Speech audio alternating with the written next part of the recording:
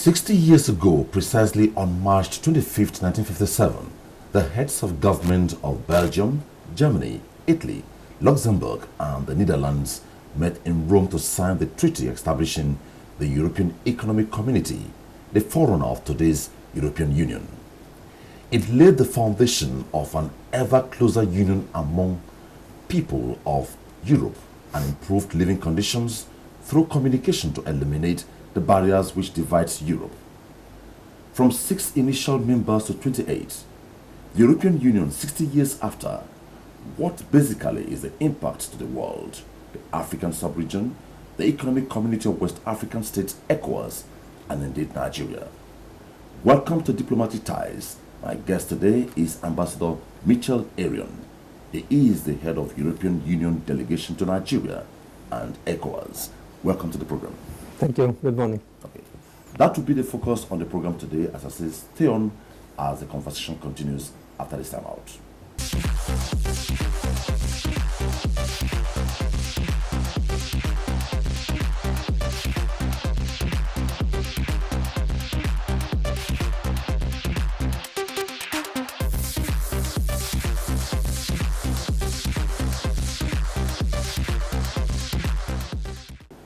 "60 years EU in the world.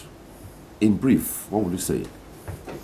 Well, a lot has happened, I would say, and surely if you look backward, we can see a lot globally, a lot of improvement. EU has become bigger, has become stronger, but more importantly has remained very peaceful. And if I had to choose one achievement of the EU integration, it's certainly a lasting peace for the last 70 years, after probably 2,000 years of wars and fights. So people tend to forget, because not many of us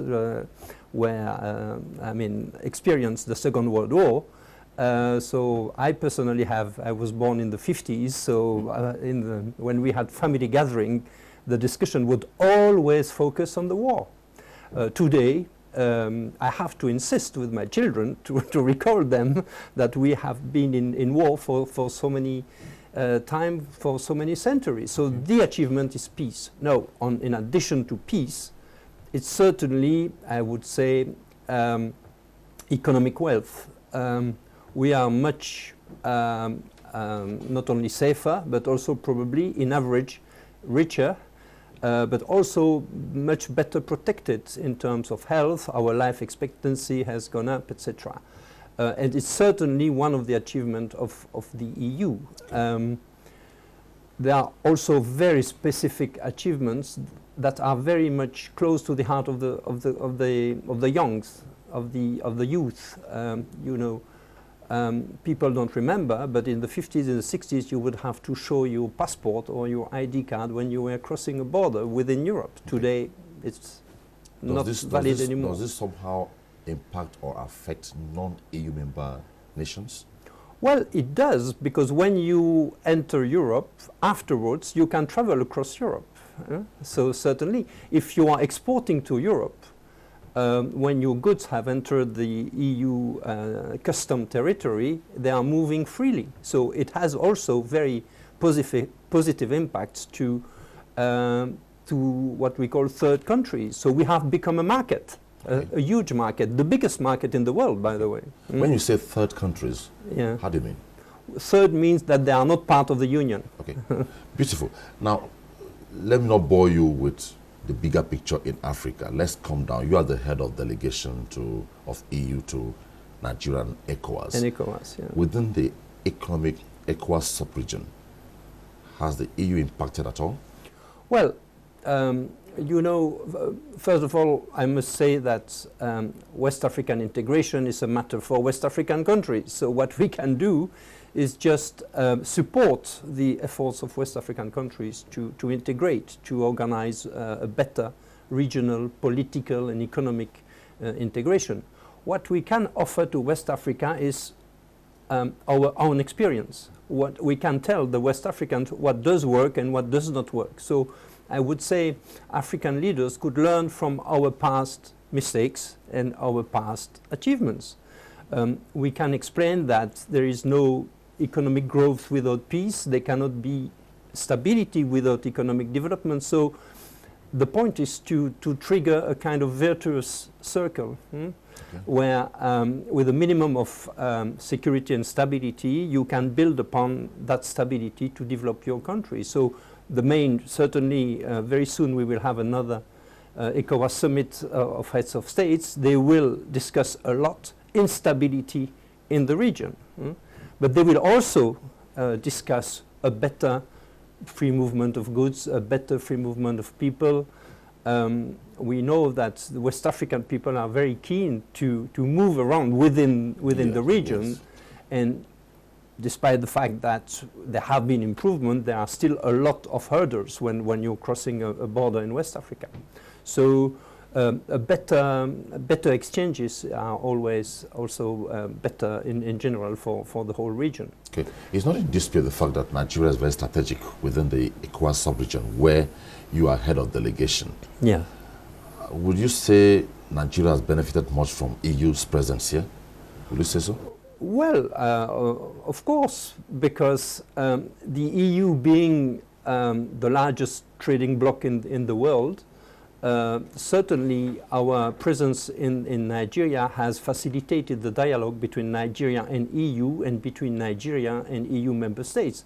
I'm always recalling my interlocutor that the EU is not only me, it's also my 20 colleagues, my 20 bilateral ambassadors of 20 EU member states that are present in Abuja. Okay. So we are a bloc, we are a group.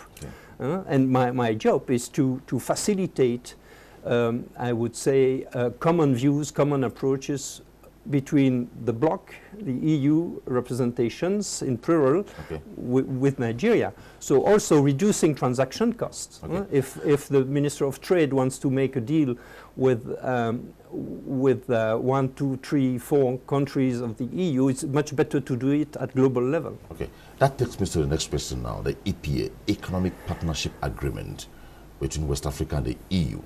And today, you agree with the fact that Nigeria is yet to append its signature to the treaty. Yes. Where are we with it? Well, because we understand clearly that the Nigerian government has a position, and the position is let EU abide by the principles of World Trade Organization, which says that let all the parties be in sync with the principle before. But now Nigeria says it will not sign until EU abides by World Trade Organization's treaty. Where are we with it? No, precisely EPA has been proposed to West Africa precisely to abide by the WTO rules, because before the previous so-called ACP trade regime was actually not compliant with WTO rules, because we were giving preferences to African countries, okay, and by doing that we were discriminating against the economies of Latin America and Asia. So we have agreed an EPA with West Africa. What is now at stake is that within West Africa, Nigeria is almost the only country that is not signing. I'm saying almost because the Gambia is also, but they are, as you know, changing their minds. Okay. So what is at stake today is clearly a matter of, I wouldn't say Nigeria has a position. It remains, I would say, an open question. So the government has still to take a final and formal decision that has not been communicated to us. Yeah. But we see that clearly some people are, in a way, dragging their feet. Okay. Okay. So, and there are multiple reasons. But would that in any way impede trade relations between EU and West Africa if Nigeria refuses to sign? Not at all. I mean, it's just a pity that Nigeria is not seizing the opportunity of the benefit. No, there are no conditions, because the deal is already done with West Africa, with Ecowas. So it's a deal between EU and Ecowas. And now it's Ecowas that is turning back to the members of Ecowas, please sign, and Nigeria is not signing. So it's more an internal matter within Ecowas than between Ecowas and EU or between Nigeria and EU. What I see is a lot of economic operators, a lot of companies and business people that are more and more understanding the benefits of the EPA. Okay. And that's why when you're asking me what is at stake, I think it's a matter of communication, information, being better informed of the benefits that EPA will bring. Yeah, but naturally, you know, we disagree to agree. Yeah. And I believe you'll be very excited if within the time you're the head of delegation, this whole thing comes to. Yeah. So what's your expectation? Yeah, well, my expectation is that progressively we are certainly convincing the business people. Okay. Today, I would say what we hear from Nigerian officials is that, well, we have to listen to our private sector. Okay, that's fair enough. That's very good. Okay. But we hear now the private sector that many of them are changing their mind, which is very good. Some fear that there are apparently hidden charges or hidden conditions that EU has not brought to the fore. Absolutely. I mean, I don't know how many times I said we have no hidden agenda. Okay. And I would say half jokingly, unfortunately, we don't have a hidden agenda. Because we are quite transparent with Nigeria and West Africa in general. We do not see today, unfortunately, Nigeria as a big market for EU exportations. We better see Nigeria as a big market for EU investment. So I believe that the future of the EU-Nigeria economic cooperation is in terms of investments, because we see Nigeria as a big market in itself, a big domestic market, but also a big regional market, because Nigeria can be a platform for exportations from Nigeria to other West African countries, and European investors can contribute to that. Okay, so by and large, it is said that negotiations are never ended until concluded. We hope soon we expect to see Mr. Michel Arion and the Nigerian government endorsing the EPA and we get cracking. Yes. That takes me to the next one now. Yes. 28 membership from 6 to 9, from 6 to 7 to 9, and now 28. Are there plans for expansion of the membership of EU? Well, there are indeed a few candidate countries, as we call them, candidate countries mainly from the Balkans. So, you know, Croatia recently joined the EU. We may see further accessions from those countries. If you read the Treaty of Lisbon, when we reach a certain number, we have to review the way we are taking our decisions. To continue with the conversation, the program once again is Diplomatic Ties. We are looking at the European Union at 60. What impact has it made to the African continent, the Ecowas sub-region, and indeed Nigeria? Stay on as we continue with the conversation after this time out.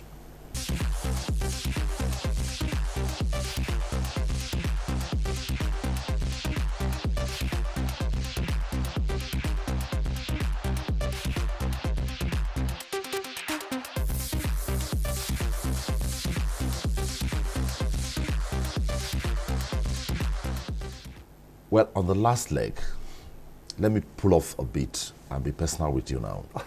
You've put in how many years as the head of delegation? 4 years. 4 years. But 12 years altogether. Altogether. Yeah. So will you say you have created an impact within your time of official duties here? Greater impact? Yes. Than compared with... While you're here? Well, yes, indeed. I mean... You can just give us a few snippets of it. Yeah.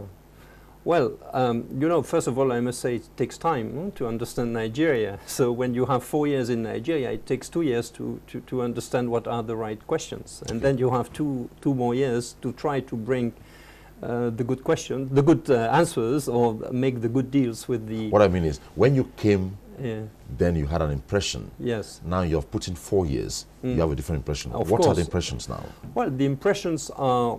Maybe then and now. Yeah. Well, I would say my understanding of Nigeria makes me think that there are many opportunities in Nigeria that Nigerians themselves do not seize. I think Nigeria could do much more, could do much better.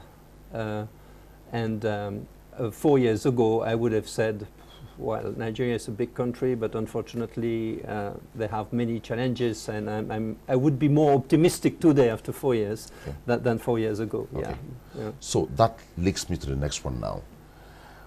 we went into a recession, and so much steps have been taken by the federal government under the present dispensation to reflect the economy and take it out of recession.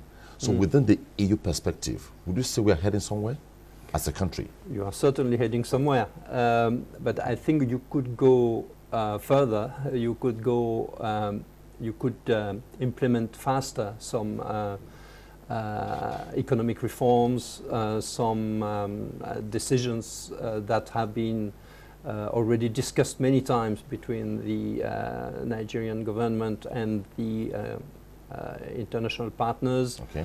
I think there are 2-3 things that certainly Nigeria should fix, and I'm not inventing them. I mean, it has been at the center of the discussions between Nigeria and the Bretton Woods institutions, and behind Bretton Woods institution you have the member states of those Bretton Woods institutions. So certainly fixing the monetary matters, fixing some fiscal issues, in particular collecting more taxes, but also continuing the implementation of some reforms in the energy sector, in the transport sector, probably accepting a better integration with the neighbors. I don't think that Nigeria will be able to diversify her economy and diversify her exportation within opening the borders to importations. You do not export without importing, right? Okay. If you want to industrialize your country... But the fear is, you open your borders, it will affect the local production. No. For instance, not at all. If you are competitive. Some EU countries closed up their borders to build up their economies. No. So Nigeria feel, okay, let's close up, build up, then we open again. No, we made a big mistake probably some years ago, closing our borders to importation of agricultural products just to defend our agriculture. What is the result today? Well, we had to reform our agricultural policy. So today there are no more protection and no more export subsidies. So the point is that you have to be competitive. Okay. If you are competitive, just take an example, palm oil.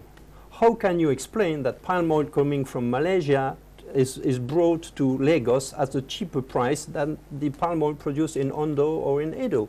It's not a question of tariff protection, it's a question of productivity. When you are producing, I don't know, 2 tons of rice per hectare, in Vietnam they produce 12 tons.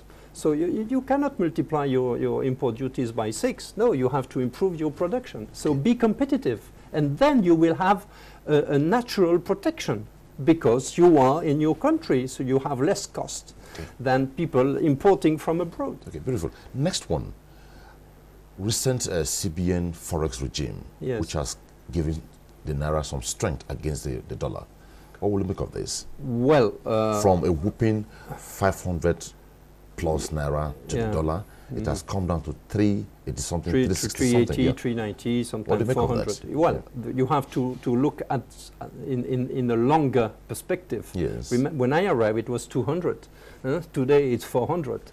So the problem is there. It has come down. Well, it came down. It came down because CBN released dollars into the markets and started selling markets. So the supply was finally matching or was not too far from the demand. The problem is that, is it sustainable? So what we are saying today is that a policy where you have 11 exchange rates is not sustainable. So you have to go further. And if the CBN was able to release dollars, it's because you had an improvement, of course, in the oil price that went slightly up, which is good for Nigeria. But I don't think we can dream of having a barrel at $100 in the near future. So you have to work on those. So bottom line, is there hope? Are there progressions? Yes, there is progression, but they could be much more. So there is room for improvement. Okay, let's go back to EU now. Brexit. A lot of tantrums here and there. Some members want to come in, some want to exit. E.g., UK has activated the relevant articles to set the tone for Brexit. Where are we with it? Well, first of all, I must say that we don't believe that other countries will follow. So we believe that So the exit will not be exponential? Absolutely. Okay. And we are seeing that from recent elections, and we hope we will see it again from for the coming elections in other member states. Well, as our President Donald Tusk said, Brexit negotiations are just an exercise of mitigation of the losses. We see Brexit as a lose-lose scenario.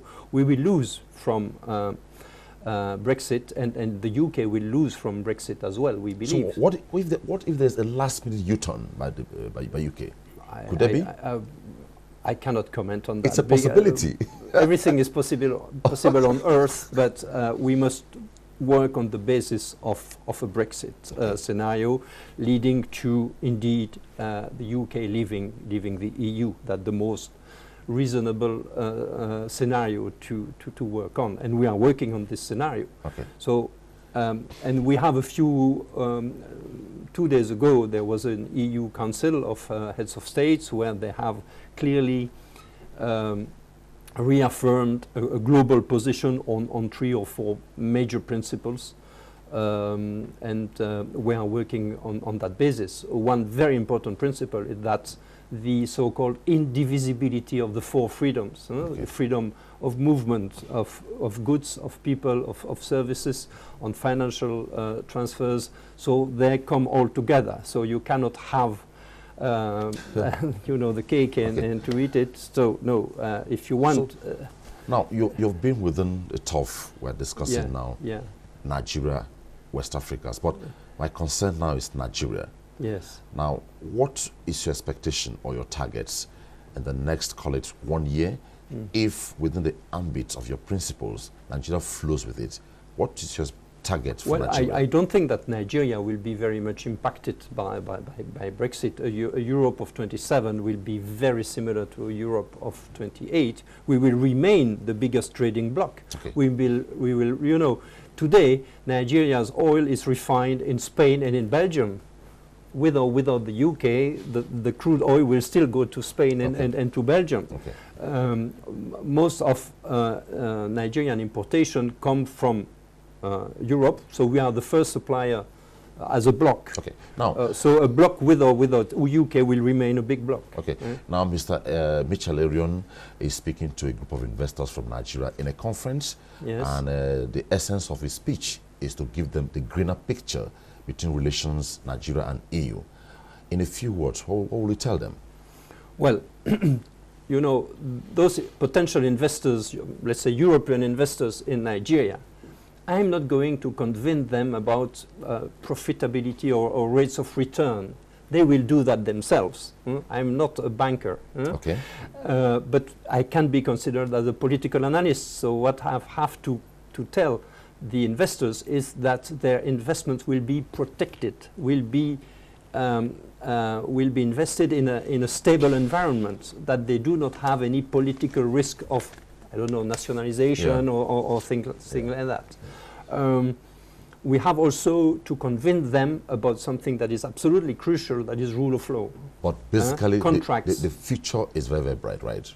The future is bright if you continue working on it. If you are easing the doing business, for instance, you are working on easing business, on doing business, you have to continue. Because when you are working to get 20 rankings above your actual ranking, don't forget that the other ones are working on that as well. Okay. So even if you put in place a few measures to improve your ranking, others are doing the same. Okay. So there is a competition, there is a race among countries to improve in the World Bank ranking. Well, thank you so much, Mr. Michel Arion. Thank you. It was nice talking with you on Diplomatic Ties. My guest has been the head of delegation of the EU to Nigeria and Ecowas, Mr. Michel Arion. We discussed the prospects of EU at 60, what impact for Ecowas and what impact for Nigeria. That is that on the program, and thanks for being there on behalf of all of us. Be our guest some other time. Bye-bye.